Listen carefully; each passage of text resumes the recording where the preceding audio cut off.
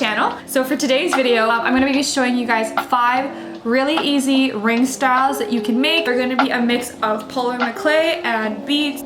Do y'all see this infinity stone that decided to plant itself in the middle of my forehead? This little guy. So these are the rings that I'm going to be showing you guys. It's a mix again of polymer clay and beads. What? Okay, so the first ring we're gonna make, I like to call it the squiggle. So for this ring, I like to use polymer clay just because it has a little bit more flexibility and it's less fragile, but I just start by softening it and then rolling it out into a strand that's not too thick or too thin. On my silicone mat, I start making the squiggly pattern, making sure it's nice and tight, and then I kind of take off the excess and then lift it gently to wrap around the icing tip. I promise that's not dirty.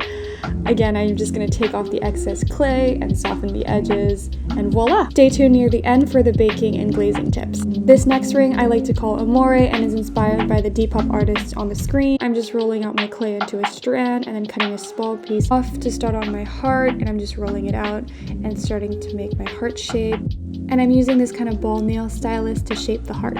With the longer strand, I start wrapping it around the icing tip and cutting off the excess, then make some room for the heart and then use that same tool to blend and bind the pieces together. And voila! I like to call this next ring the blue because it's kind of fun and funky. So again, it's the same drill. You're going to soften the clay and then you're going to roll it out into a strand. And then once you have your desired thickness, you're going to wrap it around your icing tip. I'm then going to take another piece of clay, make it into a little ball, and then stick it right on top. And then I'm going to blend it with my fingers and make sure everything is smooth and bind it together. For the jewels, I just use these stick-on jewels that I found, and then I'm going to grab the color that I like. And I just popped it right in the center. Boom. Blang blang. Baking it, I would recommend taking the gem out and then sticking it back on, but there you go. Now to set the rings, you gotta bake them, so I'm gonna put the baking instructions on my clay on the screen. And once they're baked and cooled off, you can paint them. I like using nail polish. It has a little bit of a gloss to it, but you can use acrylic paint. And then to finish off the rings, you can use some clear nail polish or some Mod Podge to give it that gloss, and then let them dry. These are the finished rings. Aren't they so cute? I recommend using rubbing alcohol to take off the lint before baking them. That way they look nice and clean, but yeah. Okay, we're now getting into the beaded section of the tutorial with the flower candy rings.